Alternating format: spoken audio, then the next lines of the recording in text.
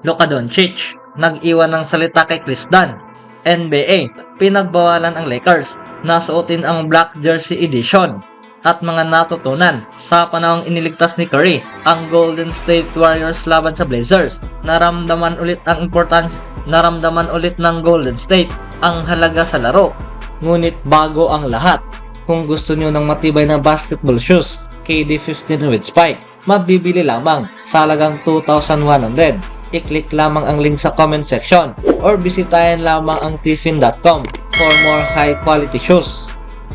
Ang Dallas Mavericks superstar na si Luka Doncic at ang Utah Jazz guard na si Chris Dunn ay nagpalitan ng salita during sa kanilang laban sa araw na ito sa American Airlines Center.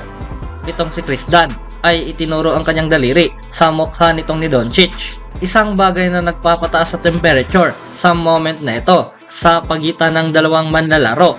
Ang parehong si Dunn at si Doncic ay kailangan pang paghiwalayin para tumigil at nagkaroon ng mga technical fouls.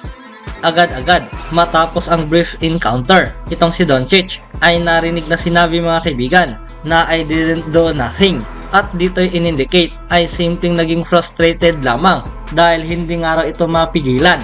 Well, ay napatunayan base sa kanyang numerong itinala na kung saan totoo ang kanyang sinabi at makikita ang damage na ginawa nito dito kay Dunn at ng Utah Jazz. Maging itong si Doncic ay nagkaroon ng historic first half na kung saan sinira nga niya ang depensa ng Utah Jazz para makapagtala ng 29 points sa kanyang 10 out of 17 shooting mula sa field na mayroong 10 assists at 10 rebounds para sa triple-double performance sa loob ng 24 minutes. Overall, itong si Doncic ay gumawa ng 40 points, 11 assists at 10 rebounds sa loob ng 32 minutes para pangunahan ang Mavs sa madaling pagkapanalo sa score na 147-97. So far nitong 2023 to 24 NBA season, itong si Doncic ay nakakapag-average na nga ngayon ng 31.8 points, 8.6 assists at mayroong 8.5 rebounds per game, habang nagawa ang 49.4% mula sa kanyang attempt sa floor na mayroong 39.5% mula sa kanyang tira sa labas ng arc. Sa sumunod na balita naman, ang Los Angeles Lakers ay pinagsabihan ng NBA na hindi suotin ang black in-season tournament jersey sa semifinal sa Las Vegas laban sa New Orleans Pelicans. Dahil nangaraw ito sa concern mga kaibigan sa visual contrast sa pagitan ng jerseys at ng court design. Ang ESPN na si Dave McMenamin ay binasag ang balitang ito at ibinahagi ang toward statement mga kaibigan mula sa Los Angeles Lakers player over sa naging desisyon. Na ayon pa nga sa detalye, ang liga ay pinagbawalan ang Lakers na suotin ang black uniforms dahil sa visual contrast sa pagitan ng jersey at design sa specialized in-season court semifinals na siyang gaganapin sa T-Mobile Arena. Ang Lakers ay naging 3-0 winless record na suot ang black jerseys na ito sa season. Ganito ring kulay ang kanilang ginamit sa panahong ang Black Mamba jersey noong 2020 ay ang kanilang pinaniniwala ang tumulong sa Lakers na makuha ang 4-1 winless record sa bubble patungo sa championship. Ang Lakers ay inaasahang maglalaro sa semifinals na suot ang gold jersey, classic colorway, ngunit ang isa ay magiging disappointment para sa mga fans dahil nasanay na silang makita na suotin ang Black Statement Edition jersey. Ang Black Statement Edition jersey. Marami ngayon ang umaasa na makikita nilang muli na suotin ang black jersey na ito mula sa mga iilang punto during sa season. Itong si LeBron James ay nagugustuhan ang in-season tournament kahit na ang Lakers ay hindi magagamit ang black jersey para sa kanilang semifinal matchup laban sa Pelicans. Ang mga bagay ay hindi nga raw makakaapekto kung paano nga ba ito tinanaw ng Los Angeles Lakers ang tournament. Ang mga fans ay walang reklamo sa panahong ang team mga kaibigan ay nakipag-compete sa tournament at maging walang ginawang negative comments matapos nga nilang makalusot sa first round. Maging itong si LeBron James ay naging motivated sa team para ipanalo ang tournament na ito dahil sa financial incentive. nang siya ay napagtanungan patungkol sa kung paano nga ba naging successful ang tournament na ito ng ESPN. Itong si LeBron James ay tinukoy itong si Adam Silver bilang isang genius na gawin ang tournament na ito. Itong si LeBron ay kabilang sa paborito para sa in-season tournament MVP matapos nga sa kanyang fantastic performances sa halos buong tournament. Kahit na ang Lakers ay nagkaroon ng controversial win mga kaibigan laban sa Phoenix Suns, hindi pa rin maitatanggi ang excellence na ginawa nitong ni LeBron James sa loob ng court na siyang nakapagtapos ng 31 points performance kasama ang 11 assists at 5 steals, kabilang na nga rin dito ang 8 rebounds. Siya ay naging sensational at kailangan niyang dalhin muli ang team para sa dalawa pang panalo. Ang Lakers ay makakaharap ang scary Pelican squad dahil ang Pelicans sa ngayon ay maglalaro ang halos buong lineup mga kaibigan.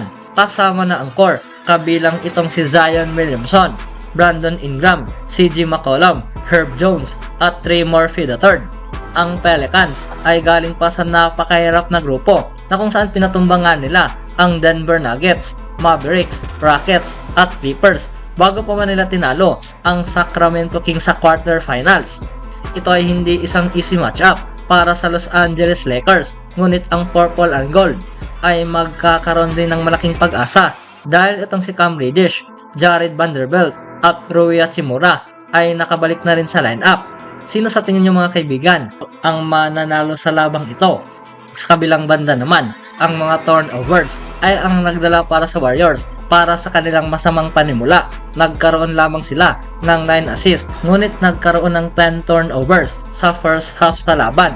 Sa unang 3 quarters, ang Warriors ay nakapag-dish lamang ng 12 assists, ngunit nakapag-committed na ng 15 turnovers na siyang nagtungo naman sa 23 points para sa Blazers. Ang Warriors ay sa wakas nilinis ang kanilang pagkakamali patungo sa 4th quarter para makuha ang pagkapanalo.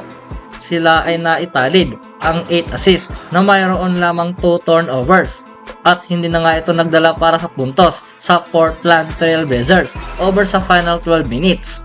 Si Stephen Curry ang nagsimulang mainit at umiskor nga ito ng game high 31 points. Draymond Green na mayroong 10 points at 10 rebounds at inani nga niya ang first double-double sa season na mayroong 1 assist na nagkulang lamang ng isang assist para sa triple-double.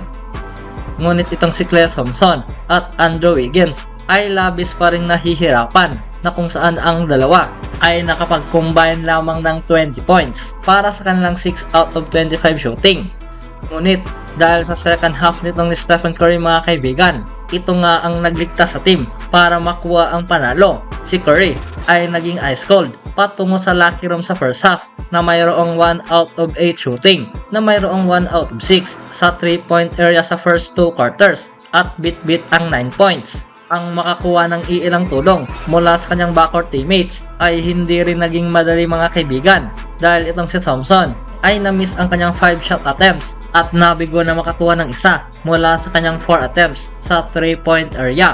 Ngunit itong si Curry ay nag-init sa mga iilang punto sa San Francisco sa second half sa panimula ng 3rd quarter at ginawa ang lahat para sumabay at buhayin ang crowd sa arena. Sa final 10 seconds sa regulation, itong si Curry ay pinadala ang buong Blazers sa bahay. Salamat na nga rin sa kanyang dagger shot beyond the arc mga kaibigan. Tanging isang Warrior ang nagkaroon ng positive plus-minus ratings sa panahong sila ay nakaharap sa 7-point halftime deficit. Si Moses Moody na siyang naging plus negative 1 mga kaibigan sa puntong ito kasama ang 9 points, 3 rebounds, 1 steal at mayroong isang block shot. Nag-viral rin ang play na ito na kung saan itong si Moody ay hindi nag-hesitate mga kaibigan para atakihin at lagpasan ang number 3 overall pick na si Scott Henderson. Itong si Moody ay patuloy pa rin binibigyan ang Warriors coach na si Steve Kerr mga kaibigan ng napakaraming rason para mapanatili ito sa loob ng court dahil ang 21-year-old ay laging nagpapahanga sa kanyang maturity at napakaraming bagay na ginagawa nito sa loob ng court. Ang kanyang hustle muli ay naramdaman muli sa labang ito. Anong masasabi niyo mga kaibigan?